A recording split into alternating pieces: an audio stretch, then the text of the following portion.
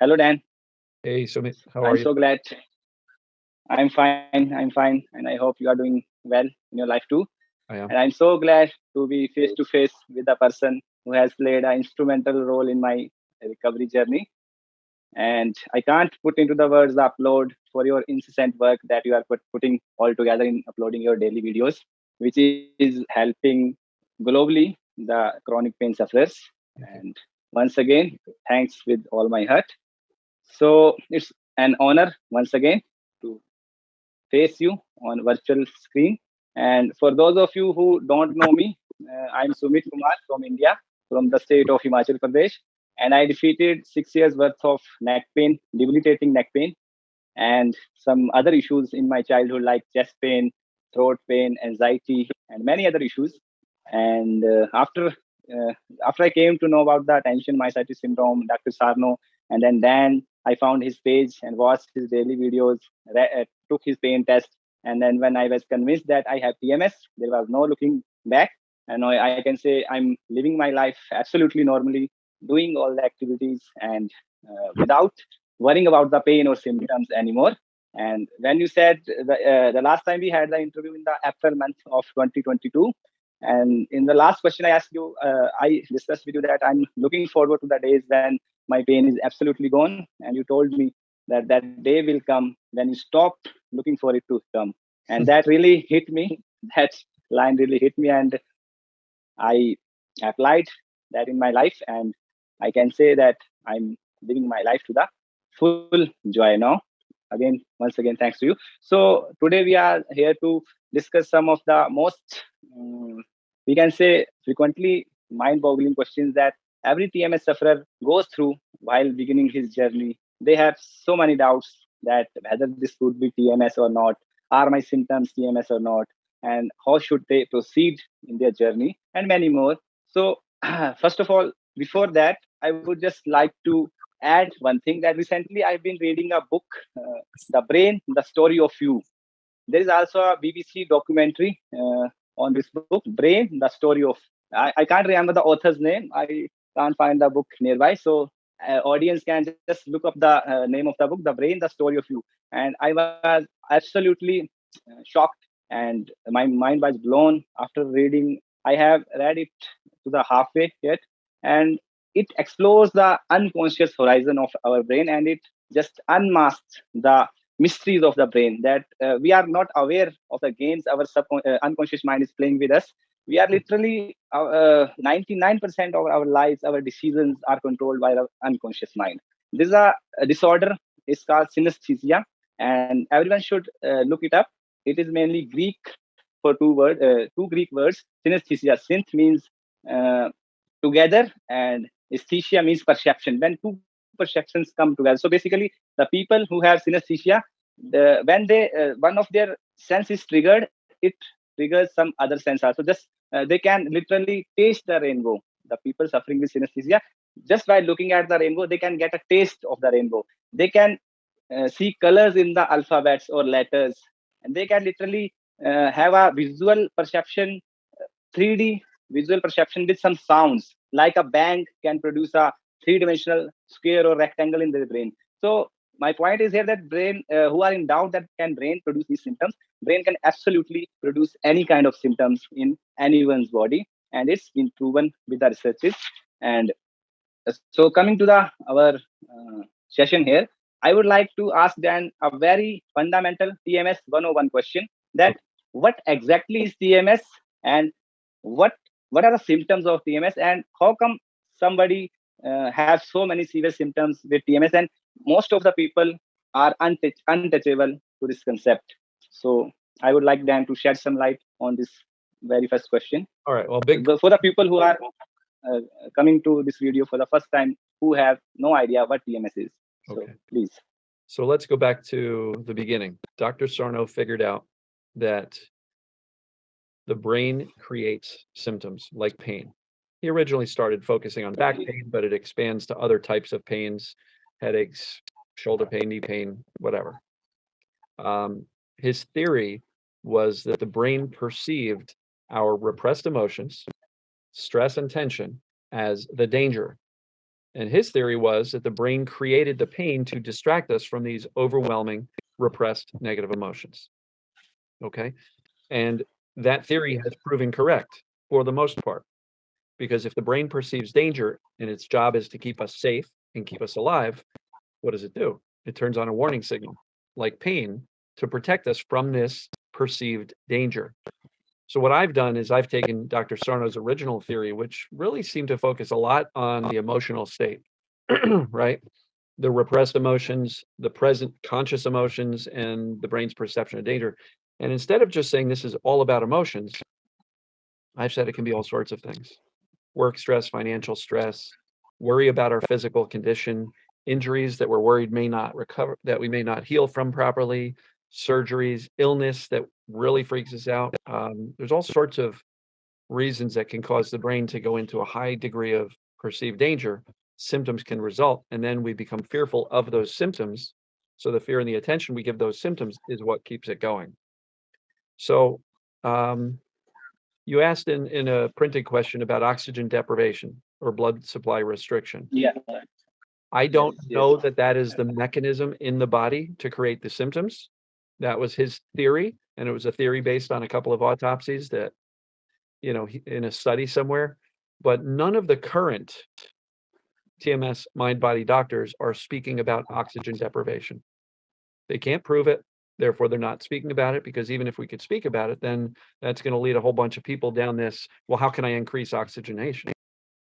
I believe it's 100% brain controlled, right? Yeah. Because oxygen deprivation is a physical thing. And so generally the medical approach is let's fix the physical problem. Let's do an oxygen chamber. Let's get our heart rate up. Let's do massage to increase blood flow to the area to increase oxygen. And maybe that can help, but it's a temporary fix, because if the brain is still perceiving that you have a bad neck, it's going to keep turning on the warning signal, right? And all the amount of breathing exercises to increase oxygen is not going to result in a permanent cure if your brain is still thinking you got a bad neck. So, Yeah, absolutely. you mentioned the word central sensitization. That Yeah. is a Yeah. more, This is Howard's theory. central sensitization is current medicine's term for the nervous system Okay. being very hypersensitive. It's the same thing. What controls the nervous system? The brain. And if the brain is perceiving Yeah, danger, absolutely. it amplifies the nervous system. So normal signals from the body come in and are interpreted by the brain as dangerous. So I don't know if that answered your question. Yeah, Why? I got this, and I hope many of our audience doubt may have been cleared.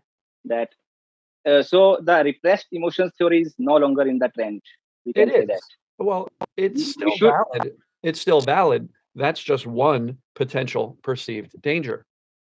There are plenty of people whose emotional state is fairly chaotic and their brain perceives the emotions as We danger. can, as you say. Yeah, okay. As you say, we should focus on the current emotions instead of the past buried emotions. We should not dig in the old graves. I heard you saying that. That It's that is not gonna do any. that's my opinion, because in my opinion, we don't really have past emotions. We have right now emotions about our past. So I'm not convinced of the value Okay. in going back and digging up all the past experiences so we can re-experience them. If those old traumas are still affecting us today, they're right now emotions. So I don't think excavating Okay. our past and looking for what happened when we were 6 years old, I don't know that that's going to take a 35-year-old or a 50-year-old person and make them feel safe today. So my approach is perceived danger is a problem. How do we teach the brain we're safe emotionally, physically, mentally? Okay. So hopefully that makes Right. sense. Okay. So that, yes, absolutely. So my next question is, while coaching the peoples or listening to them while the interviews, what kind of normal abnormalities you came across apart from spine issues? All sorts of things. It's for addressing many people's question that are my symptoms TMS? Is my tinnitus TMS? Is my vertigo tinnitus? Is my stomach issues or food allergies? I have one audience. She's having difficulty with trying some foods. She's getting all kind of acne and allergies, so she can't eat some nutrient-rich foods. Also, she's not able to eat them. So, how would you address that So question? there's a couple of questions in there. The first question Yeah. is, what are normal abnormalities? Um, Yeah. as we get older and older, our bodies age, and we have disc degeneration. We can develop disc bulges, disc herniations. We can have minor tears, sometimes major tears in our rotator cuff, our meniscus in our knee. We can have bone spurs in our joints. We can have all sorts of things that are not perfect. And what's really interesting is all MRIs are actually normal, because all MRIs actually have some type of abnormality that's not a perfect anatomical picture. The key here is, when Dr. Sarno originally mentioned this term normal abnormalities, what he was saying is, the thing you see on your X-ray, the thing you see on your MRI, that's not the cause of the Yeah. pain. And I was just looking at some numbers like disc degeneration, essentially arthritis to a degree. At my age, like 80% of people have a certain amount of disc degeneration. 80% of people with no symptoms at all will have the same type of disc degeneration. So when a doctor says, oh, you've got pain, you've got degeneration, okay, that's a coincidence. It's not proof. So the concept normal Yeah. abnormality means our bodies are full of things that are not perfect, and that's okay, because they don't cause pain in the vast, vast, vast majority of cases. All right. There's two things. There's acute pain and there's chronic pain. Acute pain is you fall down and you break your wrist. That's acute pain. And if they set it properly and you keep it still for a while, the body heals. And the pain from that break goes away in about a week or two, and then it becomes strong enough to use normally over the course of 6 weeks, 8 weeks. Acute pain is from injuries, surgeries, some infections, right? Chronic pain is when, Yeah. As Sarno said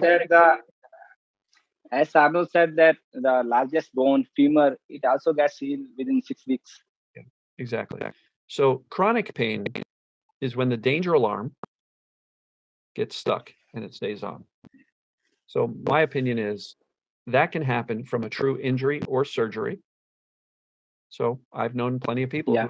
who had knee surgery. They were freaked out about the knee surgery. They were so worried about the pain afterwards Okay. that even though the knee healed from the surgery, 3 years later, their knee still hurts. That's TMS. That's the brain perceiving danger and keeping the alarm stuck, turned on. There's other cases where people have an onset of TMS, perceived danger pain, and the fear and the belief that I have something wrong with me is what keeps that persistent, perhaps for a long time. I had 13 years worth of pain. My body was never the problem, right? So I think that's Yeah. really important for people to recognize, that even though you've got an MRI, look here, I've got this report that shows I've got this, and that at L4 and L5 and C1, C2. Okay, where's the proof that those things on the MRI are causing the symptoms? They're not. So the good news is we can actually determine if something is structural or TMS based on how the pain or symptoms behave, right? Because structural problems don't fluctuate a lot. Some people will say, I went on vacation, I didn't hurt at all. But when I came home, I started hurting again. A structural problem doesn't take a vacation. Structural problems don't move. Some people will say, well, it hurt on my left side of my neck, but now it's on my right side of my neck, for example. Or, my back pain moved from the right side to the left side, usually lower back. Sometimes it moved up to the mid back. Structural problems don't do that. So there's specific ways of doing that. I have a pain test that people can take. And Dr. Schubner, who's also one of the leading mind-body doctors, has an FIT assessment. Yeah. For anybody interested, painfreeu.com/start. Both of the assessments are there. So if anybody's new to this and they're saying, well, I don't know, I think I've got a physical problem, these two assessments on that page I just gave will help you figure out if your pain is behaving like TMS or some structural problem. So there's an easy way to determine it. Now, you were Yeah, asking. absolutely. I will paste the links for the audience. Okay. When I upload the video, or I will paste the links for your pain test.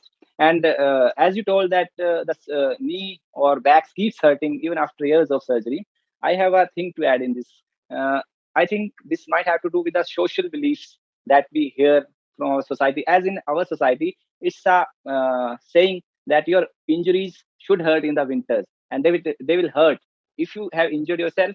And even if you are healed, someone will say to you, "Oh, take care in the winter; it might hurt." So that your brain has now this input, it may manifest that symptom in the winters, and many people avoid the activities like bending or exerting their knees because they are afraid that this might hurt in the winters. So I think everybody should educate the brain about the because there are many research, as you told, that many people have normal abnormalities. So I came across a research, rather group of bunch of researches. I got my hands on a PDF from the Texas Pain Society's website. It says, I'm not, yes, spinal pathology in the asymptomatic peoples. And it lists all the researches back from the 1968 till the 2019.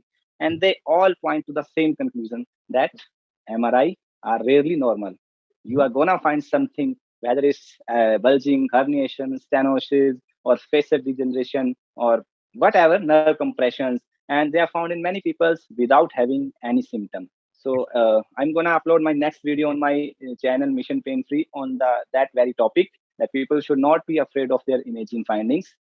Just like graying of hairs and wrinkling of the skins, it's gonna happen. Degeneration is unavoidable, but it's not dangerous. They should be educated. Coming to the next question, uh, one of my audience was asking that he was diagnosed with the facet atrophy, and doctor told that he should not sit for more than 20 minutes at a stretch. And now he have diagnosed himself with TMS. He has taken your pain test, and he's convinced that he's a victim of TMS. But the words of the doctor are still echoing in his brain, that if I'm studying for more than 30 minutes sitting, I might gonna cause further damage to my spine. So how can people come out of that vicious loop? Because it's not that easy to simply vanish the fear in one click. I think it takes time and education and proper facts. Again and again, we have to reinforce. What is your take on this? Your answer is perfect. It takes time, education, accurate knowledge. When you understand that your symptoms are behaving like TMS, then sitting's not dangerous, right? And so you can learn enough to make a new decision that says, I'm the doctor was well meaning, but the doctor is incorrect because my pain is from TMS. So I talk about some 4 fundamentals Yeah, really moving forward. Number 1, what causes pain in the first place? Perceived danger. Sarno called it TMS, tension myositis syndrome, then later the mind-body syndrome. That's what causes pain, period. Sometimes it's a legitimate injury or surgery, you know. Other times it's just the brain creating it based on perceived danger. So that's what causes it. Does it apply to me? Second fundamental, take the assessments. I know you'll be sharing the link.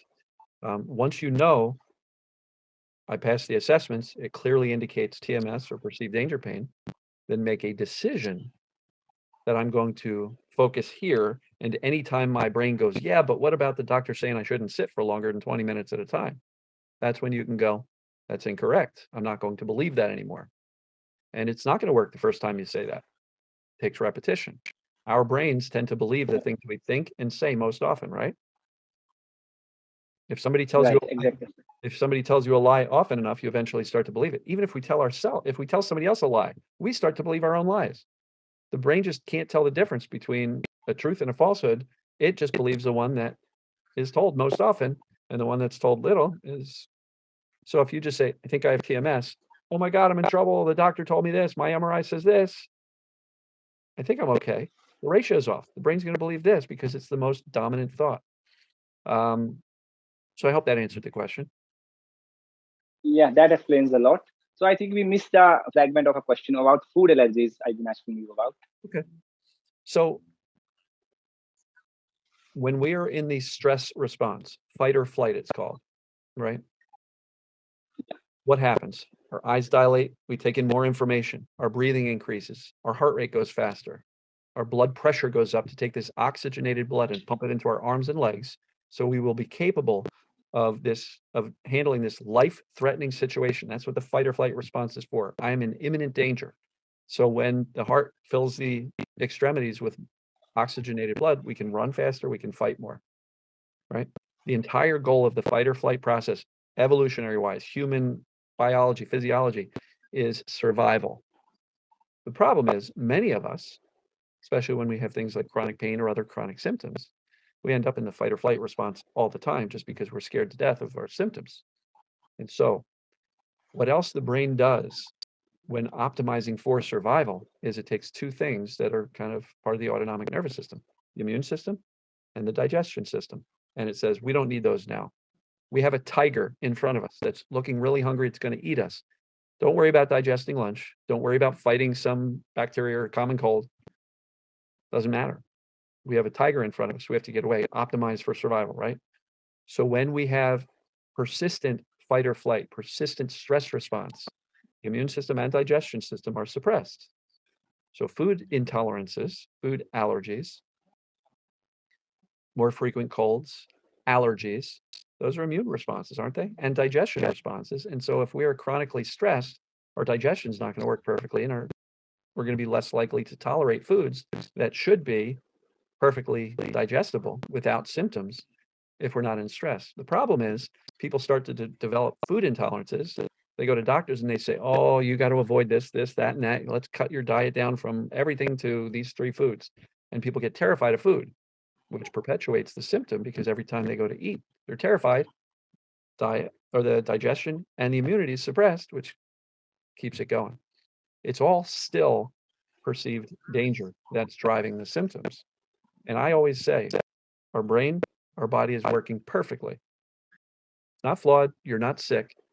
The brain and the nervous system is working perfectly, but we're operating on misinformation and fear. And when the brain has bad data and a lot of fear, the alarm systems are going off all over the place, right? So hopefully that answers the question on the food. And so if you've got autoimmune issues, digestion issues, relax, get out of the stress response as much as possible. More self-care, less stressing, less fear about the foods. And when the brain recognizes that the food's not the issue, the digestion system gets back up to normal, so does the immune system, and before you know it, you can start eating normal food. Reactions to food are really fear responses. It's as if you're saying to the brain, I'm eating something and it's poisonous. Yes, your body's going to react because your brain is saying, holy cow, we're in trouble. Make sense? Yeah, absolutely. So instead of freaking out about all the gut issues, one should address the stress. As they say that the root cause of all diseases is basically stress response. So I just realized that I forgot to introduce you, but then I thought Dan Buglio needs no introduction in the TMS community. Everyone knows you. So once again, those who are missing the point, I'm having this FAQ session with the Dan Buglio, TMS experts who has suffered with the years of chronic pain and found his way to healing using mind body syndrome. And now he's running the website Pain Free You and the same channel on the YouTube painfreeyou.com. And any of you, if you are having any doubts where to start, Dan has a vast list and resources on his website. You should visit. I will paste the website link in the description too. And Dan also runs group coaching sessions. If someone needs professional help, they can also think about joining his group coaching sessions. So coming to the next question then, in Dr. Shubner's approach, that pain is learned pathways, the learned neural circuits. It get learned, get ingrained in the brain somehow. So suppose someone has absolutely normal MRI, no herniations, no bulging, nothing. So how come his brain has learned the pain of disc bulging or herniation when it has not experienced that pain? Yeah, maybe I'm wrong here. Brain needs not experience any pain; it produces the pain. So can we say that brain has all the database of pain already installed in the brain server? So it knows what disc herniation should feel like, or what bulging should feel like. Can that explain? Are you getting my point? I If do. someone, I do. yeah, I don't think the brain strategically says, let me make pain that seems like a disc bulge or herniation. I think the brain yeah, simply creates pain as a warning signal based on the brain's perception of danger. So in my case, my yeah, pain started by bending over. I had a back spasm, started 13 years worth of pain. Years and years later, every time I would bend over, my brain would make my back hurt. Why? Because my brain thought he's got a bad back. He's had many episodes where bending over has caused a big spike in pain. Bending over is dangerous. So was that after your diagnosis or before diagnosis? The medical label scoliosis, before that or after that? The episodes of pain. Okay, I didn't really have a diagnosis. I didn't have scoliosis. My body, if you've seen it on my website, The so-called medical label. my body was Yeah, very twisted. yeah, That's I've not seen it. scoliosis. That was my body being pulled out of Okay. whack by muscle tension created by the brain and created by the pain. And so the diagnosis. Did you go for an MRI? I never had a back MRI. The reason I never had a Okay. back MRI is because about a year into, I had back X-rays in my 30s, and that was normal, some disc degeneration. But I learned about Dr. Sarno about a year in, and I said, okay, my body's fine. I have a 30-year-old body. I should not hurt. So I never pursued getting an MRI because I knew, well, even if they find something, that's not proof of anything. So I was fortunate that I never really got too medicalized by doctors who were saying, you're broken, you're broken, you're broken. The point is, what the doctor diagnoses you with doesn't matter as long as you rule in this thing called TMS by determining how your symptoms are behaving. That's how we determine it. Let's rule out the life-threatening. You know, if you have chest pain, go get your heart checked out. If you have head pain, make sure you don't have a tumor or an aneurysm or something going on. Let's make sure you don't have some infectious disease. So a doctor can very quickly determine, is this person in life-threatening danger? They're very good at that. That's their specialty. Now, once you know you're not in danger, your life is not in danger, you can rule in this mind-body concept with the assessment and the pain test. Once you know that your symptoms are behaving like the brain is creating them, you can set aside the medical diagnosis, because the medical diagnosis is just, it's their opinion, not necessarily what's truly causing the symptoms. That make sense? Yeah, absolutely. Thank you for the elaborate answer. So the next question: when MRI shows bulging or herniations in asymptomatic people, so how come they didn't feel the pain when it happened? It's a very basic question. Because bulges and herniations don't cause pain. Not they don't cause pain all time. It rarely, we can say 2 or 3% chances of or occurrence of herniations. I think I read it somewhere, but only 3% this herniations causes pain. So Right. it might be different bodies react in different ways. Can we say that? Why does it have to cause pain for some individuals and not to others? I think coping mechanism has to do something with that.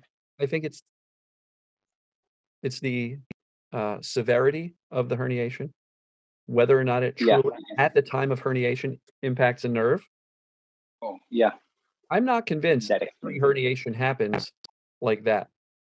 Sometimes it could just start. It could be gradual. A bulging happens a little bit, and eventually it goes from a bulge to a herniation gradually. Sometimes it's acute. If you take a heavy fall or in a car accident, sometimes herniations and bulges can happen in that instant. But if the brain doesn't perceive danger, it's not going to turn on pain. Right? There are cases where injuries will create pain. But in the vast majority of cases, what you see on the MRI is not going to cause pain because the brain is seeing that as a problem. So it reminds me of one. So let me just share this. There are cases where people say, I have moderate pain. They go get an MRI. Which says, look here, you've got a bulge and a herniation. And then what happens to the pain once they get scared by the MRI? Yeah. That's proof it had nothing to do with the herniation. It was there before the MRI, but now that they have the report and the doctor saying there's the problem, the perception of danger just went up. And therefore the pain went up. The brain's always in control, always, even in a real injury. So if your brain doesn't perceive that you herniated your disc, it's not going to turn on the pain. And some of it could be very gradual. Yeah. I remember the instance when I went for an X-ray. When I stood in front of the machine, my pain level went from 2 to 10 instantly. And my neck was all that stiff. I can't move it.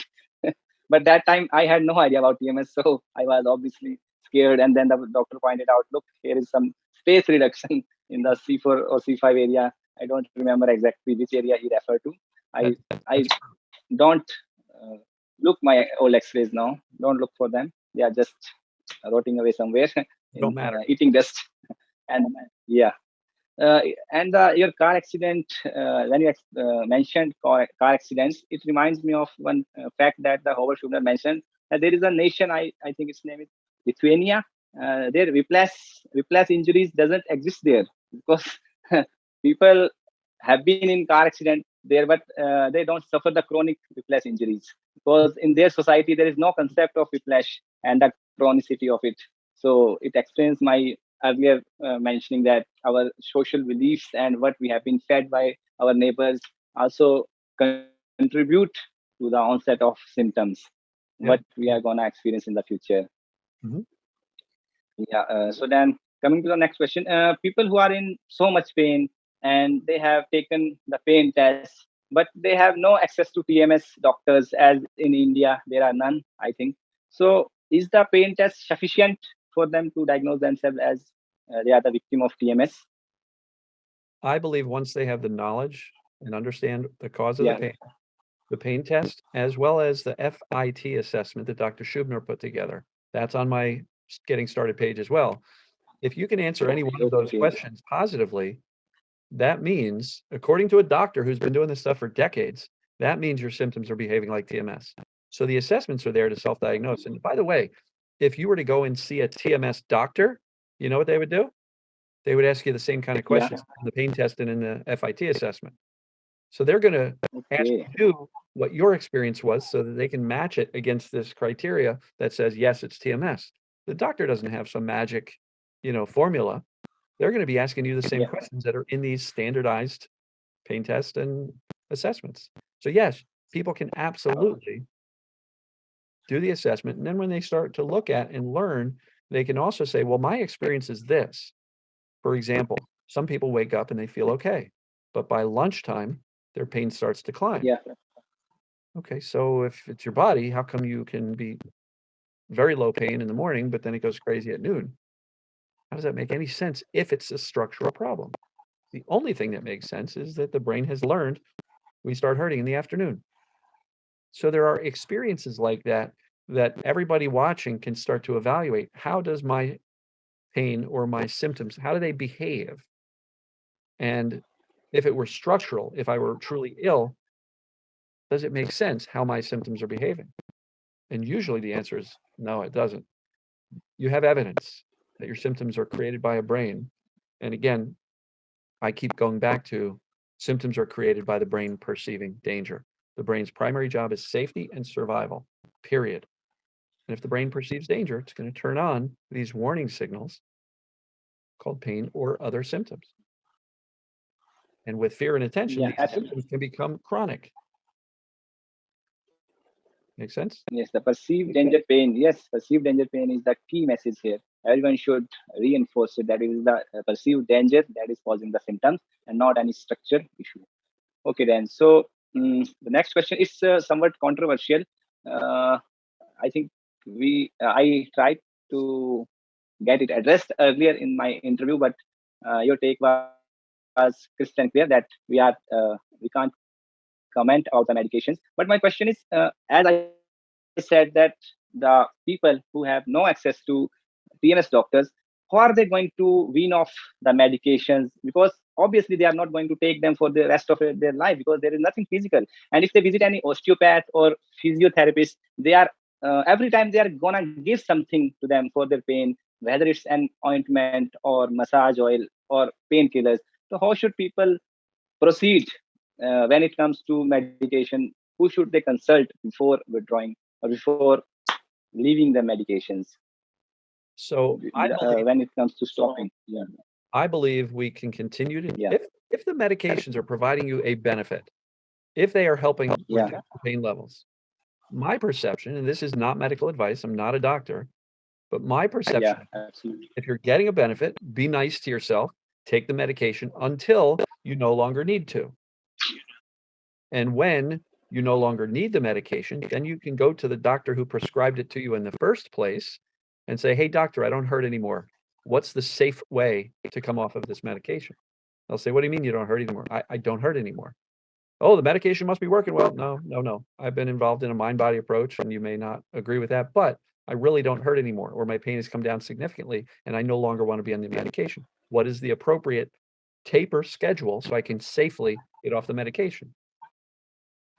And so I think it's a matter of take it until you don't need to anymore, and then just simply say to the doctor, I don't need pain management. I don't need treatments. I don't need chiropractic. I don't need acupuncture. I don't need injections. I don't need pain management because I'm feeling great. Help me get off these medications. And a doctor with integrity will help you with that. They may not understand how you got pain free, but they should be Yeah, able to at least say safely, okay, well, if you're not hurting, then there's no reason to keep taking the meds. Here's how to do it. And they can reduce dosages over time. The other thing I will tell anybody who is planning on reducing medications, even under a doctor's care, is stay away from medication withdrawal communities online. Why? Because a yeah, lot of those communities, whether it be anti-anxiety or benzodiazepines and all that, there's a lot of people who have a lot of symptoms as a result of reducing medications. And now I'm not saying that to scare anybody here, but there are plenty of people who have had severe reactions. Many of those people read all about those severe reactions before they ever started tapering. And basically, there's an yeah. entire All those community. negative influence.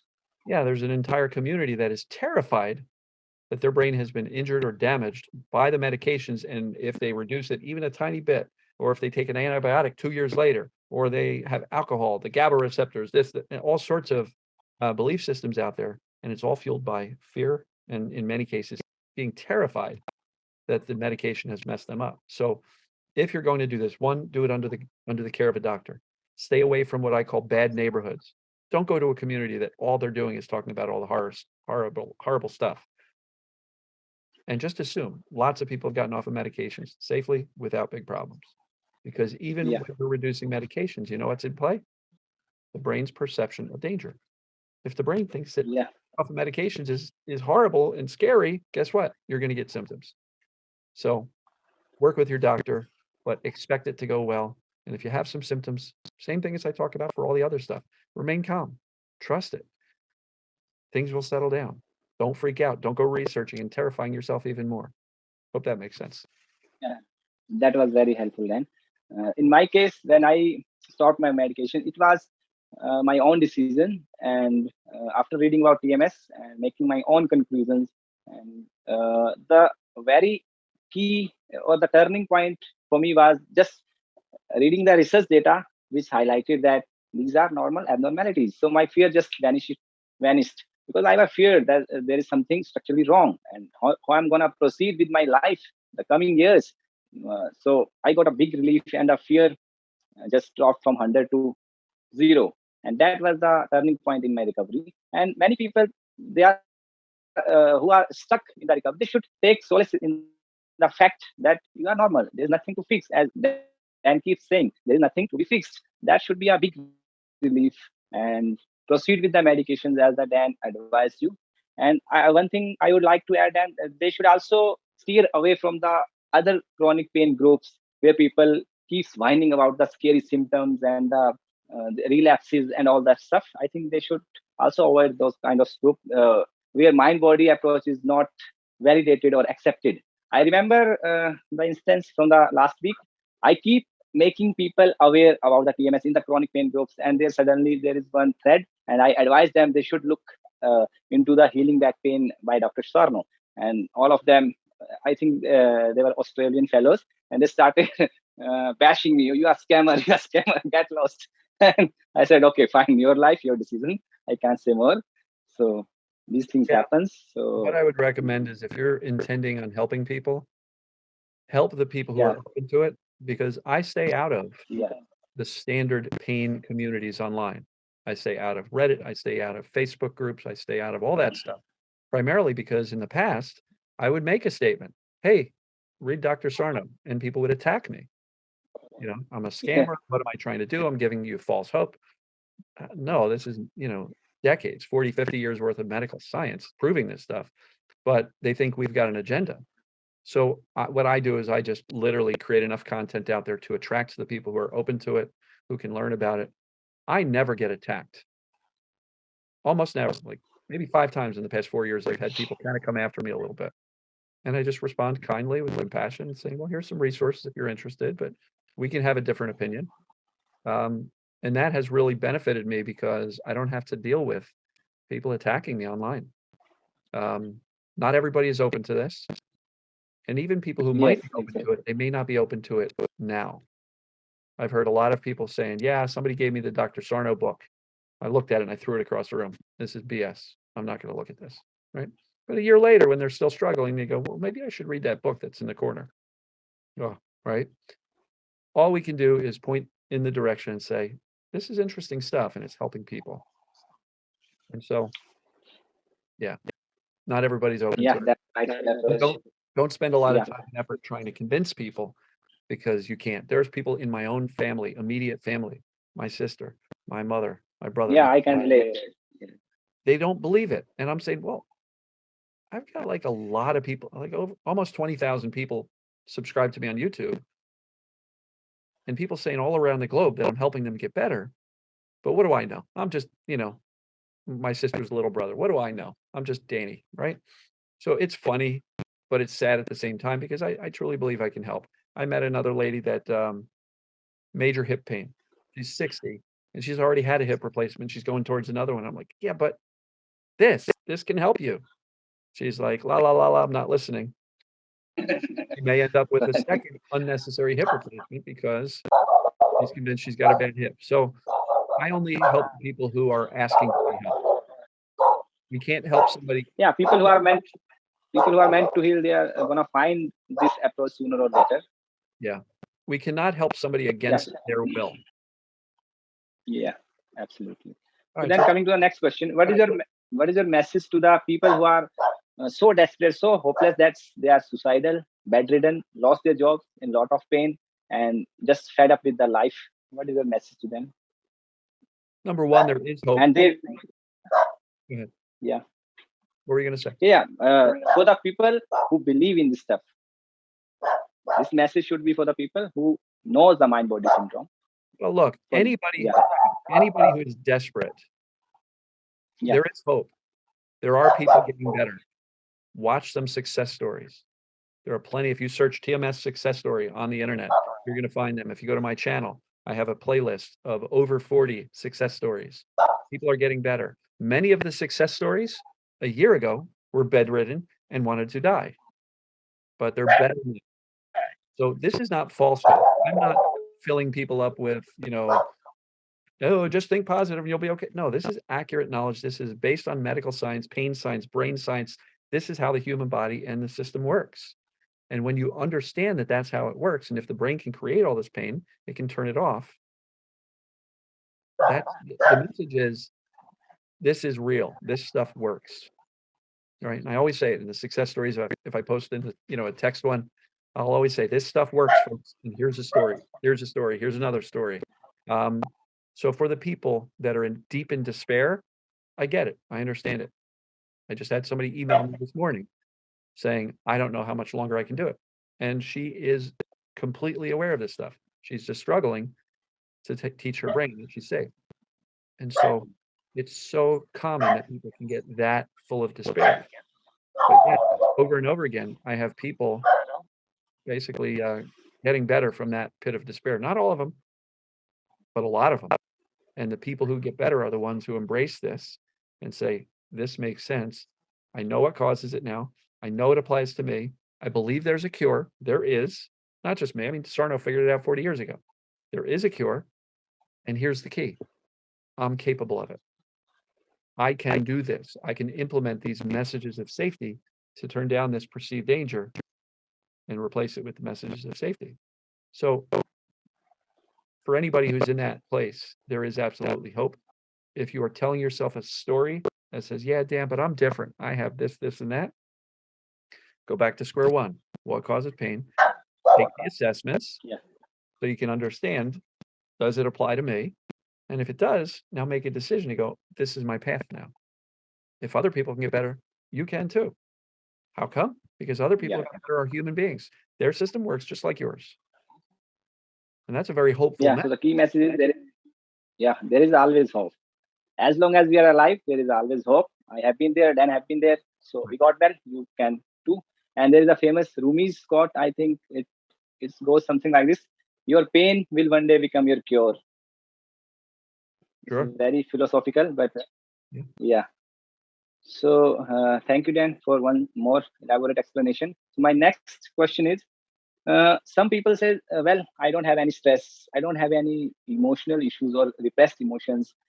How can they evaluate themselves on the scale of TMS? Uh, they can't justify they don't have stress or repressed emotion. Doesn't mean they don't have them. I think unconscious work in that way that it doesn't want you to know that you have repressed emotions.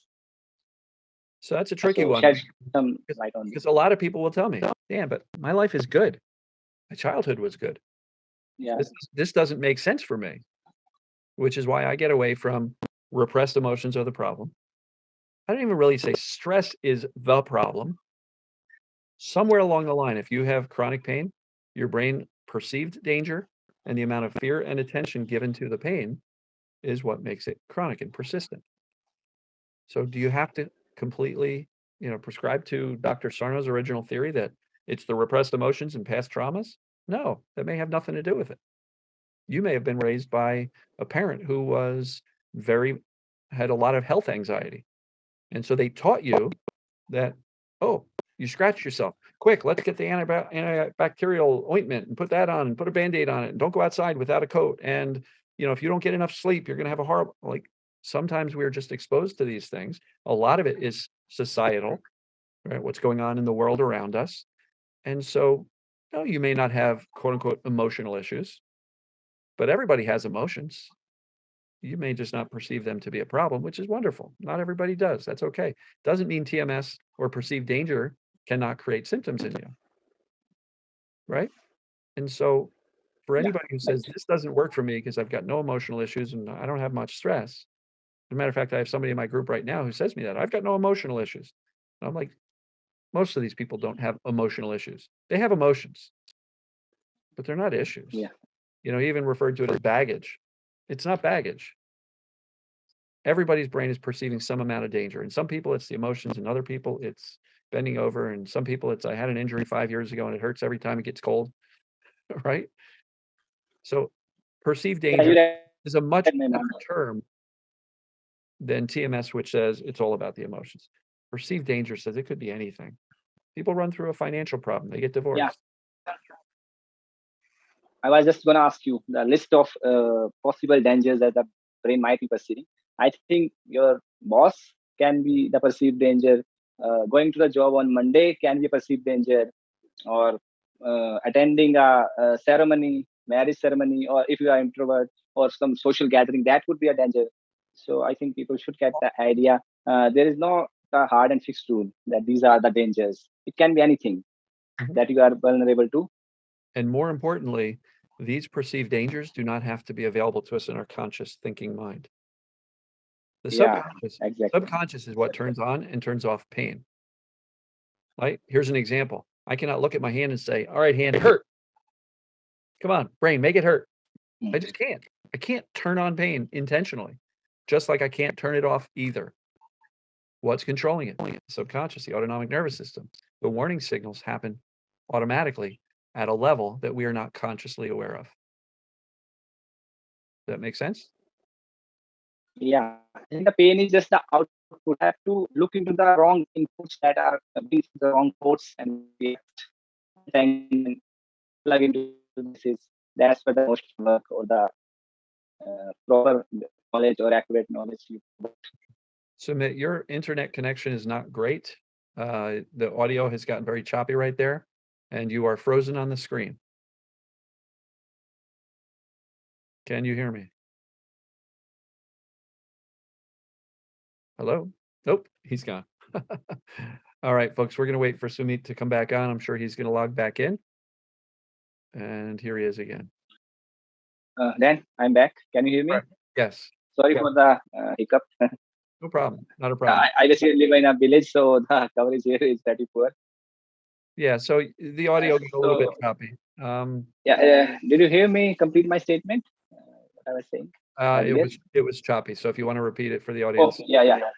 I was saying that the fact is that pain is just an output.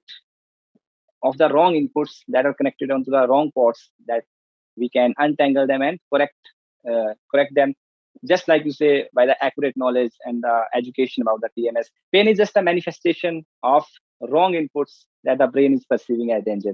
You just have to connect those inputs at the right places, that and teach the brain that these inputs or these sensations are To me. yeah, Dan. All right. So if it Yeah, keeps how on is it now? happening, I'm going to tell you, maybe try to turn off your video. Yeah, I was going to do that. Okay. Yeah, I have paused the video. Okay, good. Is my audio clear now? I can still hear you. Yes, that should help. Yeah. Okay, so where were So, we? I just completed my sentence. That, as the dance says, we just have to educate the brain that the sensations or emotions are safe and they are not dangerous. And as we continue to educate the brain about the process, eventually the brain will learn that uh, I'm safe. His body is safe, so I should not keep firing those pain signals. And eventually, with patience, the pain will dissolve. And it happened for many of the sufferers, so it should happen to you too. So just hold on, don't give up, and keep educating your brain. That is the key message here. So next question, Dan, do you think that the mainstream medical community is ever going to acknowledge TPD or TMS concept? I believe they are starting to a little bit, but I'm not sure Yeah. they know what to do about it. So major medical authorities are calling things central sensitization, Yes.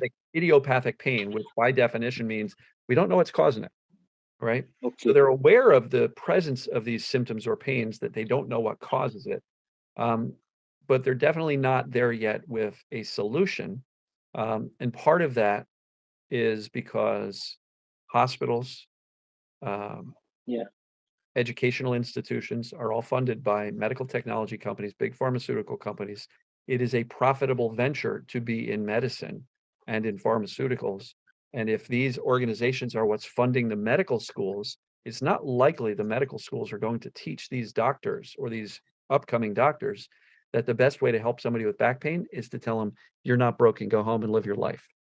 Right? Yeah. So there is a financial conflict of interest. I'm not suggesting these people are evil. It's just that that's the way the current system is, which is why Dr. Sarno bumped so many heads trying to introduce these concepts. It was not accepted. He was, people made fun of him. He was mocked. He was not accepted. And even the current medical doctors are still having a challenge with that. So I think it's up to people like you and me to spread the word at a ground roots level and get the message out to the masses. And, medicine will either catch up or they won't. But whether or not your doctor is involved, you can get better. I have plenty of people getting better after firing their doctor and saying, I'm not coming back to you. Now, look, doctors have a place and time. If you have an accident, you break a bone, go to the doctor. If you have a heart attack, go to the emergency room. If you have cancer, work with a doctor. There are many cases where medical doctors are wonderful. Chronic pain may not be one of them because they don't have the tools to understand it and treat it. All they have is medication, treatments, injections, chiropractic, physical therapy, surgeries, and Yeah. Dan. they don't help. Yeah. Yeah. Right. So I was saying that the fact that they are not acknowledging doesn't mean we cannot get well by education. Absolutely, we can get well by our own, by teaching the brain that we are safe. Correct. And it may take a while to understand the mainstream medical community, because there is a huge scope for the mind-body medicine in the future. And guys like Howard Schulner, Alan Gordon, Lorimer Mosley, they are doing pretty much hard work in this field. And someday, the medical community is gonna recognize the efforts. And who knows what will happen in the future? But hope for the best. What's interesting is I have had medical doctors as my coaching clients. Medical doctors are coming to me because they've got symptoms and pain, which I think is That's fascinating. interesting. I'm not a doctor. Somebody was in Germany and they said there is one doctor in Germany who is aware of TMS and this mind-body concept, but he has a 6-month waiting list. And so this person could not get in to see this TMS doctor in Germany. You know what happened? The doctor in Germany said, go watch Dan's videos. Wow. So, really wild. There's a doctor in North Carolina who refers his patients to me all the time. I've had a chiropractor as a client. So there are little pockets of people that are aware of this stuff, but in many cases are working in a system that just doesn't allow them to embrace this. So it's a challenge for mainstream medicine to pick it up. They're getting there partially with the concept of central sensitization, but then what they do is they put people through a 3-week pain management program where they go stay at this pain management place. And what are they doing? They are doing some psychotherapy. They're on heavy duty medications. They're doing physical therapy. So they understand that, okay, we don't know what's causing it, but then they're treating it like it's a body problem. So they're missing the mark, unfortunately. Yeah. There is also one dermatologist, MD doctor. She's in touch with me, and she's listening to my videos, and she's also understanding the mind body concept. And she heard my interview on her channel, and then she got redirected to my channel. And then she said she's very happy to find an Indian guy, and she's happy that I'm making the videos, and it helped her speed up. She's also in recovery phase right now, so I'm sure she'll be watching this video in the future when I upload it. So Right. then the next question, the TMS and some mental illnesses like depression, panic attacks, anxiety. Uh, it's pretty much sure that the repressed emotions can cause anxiety and stress and all kind of panic attacks. So should one go for professional help in the field of psychiatry for that? I Uh, think they should. It depends. It depends on the severity of what's going on. So, for example, Okay. some people have anxiety and depression because they have chronic symptoms and pain, Yeah. because it's caused by TMS. So to those people, I'll say, you don't have to go separately and solve your anxiety and depression. Okay. Focus on teaching your brain that you're actually not broken so that your brain will turn off the pain. Now you have no pain, which means your brain is a heck of a lot less to be anxious and depressed about. Anxiety and depression often take care of themselves, right? Yeah. And That so makes sense. that's mostly what I see in my community are people with the anxiety and depression are mostly depressed about their health and their symptoms. Now, if somebody has no other symptoms and they just have anxiety or depression, um, can this work help them? Absolutely. Why? Because if you're anxious, that's driven by fear. Anxiety is fear driven, and that creates the fight or flight. And so, doesn't it sound like to resolve anxiety, safety, just like it is with pain, safety would also reduce your anxiety? Yes. Depression. I believe depression is deep sadness. You're very, very sad. Plus, you've got no hope. That's what depression is in my mind. I'm really sad and I have no hope that it's ever going to get better. So I am quote unquote depressed. And then people are given the label. You've got depression. You've got anxiety. And now all of a sudden people feel I'm mentally broken. I'm emotionally broken. I have a mental health disorder. And that can be terrifying. And then they stay in that and they get this belief system. And now I've been on medication for most of my adult life. And. Well, in my impression, what if we started with the fact that you're not mentally or emotionally broken? You've just been through a lot of very difficult things. And that once you start teaching your brain that you're actually okay, and these heavy duty emotions called anxiety and depression can resolve themselves, you get some hope. Depression becomes sadness. Sadness is much easier to deal with. So I believe, and again, I'm not a doctor, I'm not a therapist, I'm not a psychiatrist, but I do believe just through my own experience and seeing people get better from their symptoms that depression and anxiety are driven by fear, driven by perceived danger, and equally respond positively to a message of safety. Now, you asked about panic attacks. What's a panic attack? Panic attack is a perfect example of a physical manifestation, right? Yes. Fast heart rate, shallow breathing, hyperventilation, trembling. It's all created by panic. Well, panic is another word for fear, which is another word for perceived danger. So if you're having panic attacks, anxieties, depression, health anxiety, worries, Yeah, I safety, think it's the culmination of the fear. yeah, safety is the solution. So, people will probably ask, so how long does this take? Right? I'm sure you get that question. How long does this Yeah, take? yeah, The answer to that usually. question is as long as it takes for you to recover from the fear, for you to accept that this is what causes it. this applies to me. It makes sense for me. There's a cure and I'm capable of doing it. And let's dial down the fear. People can get better in weeks. Some people take months. Some people take years, right? And Yes, so Dan, absolutely. it's all driven by fear, including the mental health stuff, especially when some psychiatrist tells you you've got this mental health disorder and you're going to have it for the rest of your life. That's terrifying to most people. And so I'm going to encourage people to not really grab onto the labels they get, whether it be a medical label or a psychological label. If somebody says you've got this medical, mental health issue, no, I don't. I'm just going through a tough time, right? You've Yeah, got this that's physical issue, very you've helpful. got this medical diagnosis for your physical body. Okay, the MRI shows what my body is, but I don't have to hurt, Mhm. right? And I know it sounds like I'm anti-medicine. I am not. Everything that I teach is all based on how the physical body and the brain works. This is all science-based. I'm not a scientist, but I've studied this stuff for 25 years. And so this is all science-based. You want more science behind it? Go check out Lorimer Mosley. You mentioned that earlier. You mentioned him earlier. Yes. Um, he's a pain scientist, runs clinical studies about pain.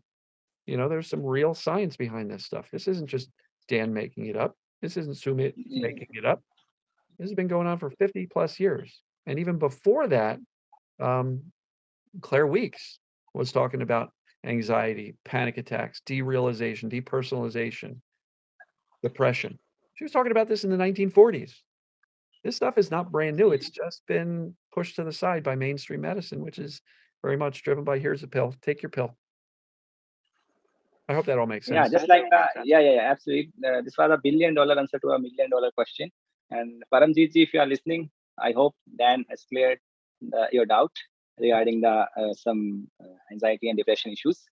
And then I think that goes as well to the. I remember reading my science textbooks in which it was mentioned earlier in the astronomy days. Uh, People tend to think that the Earth is the center of the universe, and the sun and moon all revolves around that. And whenever any guy with a scientific temperament like Johannes, I think Nicholas Copernicus and Galileo, they tried to point in them in the right direction. The church guys said, no, Earth is not the center. Earth is revolving around the sun. And the church guys tried to thrash them, imprison them. But we all know the fear, the truth, sooner or later, it comes to the surface and everyone has to accept it for what it is. So then I think this was a very wonderful session, and I tried to address as many questions, most of the common questions that people tend to ask me and you, and many of them and most of them are already answered by you in your daily videos. But my motive was that most of them get answered at a single place, so that the people don't have to search each issue individually, and it might help them. And the network caused some issues, and my video is paused. So, but that is not what the audience are here for. They are here for your wisdom, and I'm sure they got the great dose of it. And so, if we want to sum this whole interview in one sentence, if you can give a one line of advice to sum this all up once again, what would that be? I'll sum it up this way. Relax. You're not broken, not mentally, physically, or emotionally. There's a way out of whatever your symptoms are, and this is it. So, Yeah, I think that sums that gives the essence of all the knowledge that have been imparted to you through this interview. And then, if I might ask, what time is it there? it is 2:19 in the afternoon on Friday. So it's getting late for you. Okay. It's after midnight for No, you. no. Yeah, but it's privilege to be awake for the audience. It's past my bedtime, but that's absolutely okay. I've been thrilled. I was thrilled. I was looking forward to meet you, to share these FAQs with you and get your insights. So I think if audience have any further questions, they can ask it in the comment sections, and I will try to address them. And once again, Dan, thank you very much Sure. from all the Indian audience too. And yeah, I think they will be thrilled to see you with me. And Excellent. And once again, thanks a lot. Yeah. yes, with your permission, I will also share this to my community on my YouTube channel, Absolutely. my No Facebook. permission required. Right. I owe you. So you share it on your channel, I'll share it on mine. Hopefully we reach as many people as possible. Yeah, absolutely. I was gonna ask you, if you are not going to upload it, then at least paste the link in your community post or your first Facebook group. But you read my mind, so absolutely, I'll definitely it's share a it. great idea. Yeah. Excellent. Well, I appreciate you inviting me on to talk about this stuff. It's really important. And keep in touch. Let me know how you're doing out there. Yeah, exactly. Same to you. And you can wish me good night, and I can wish you a good day ahead. All right, Sumit. Enjoy your night, and we'll talk soon. Take care. Yeah, thank you, Dan. You too. Take care. Bye bye. Let me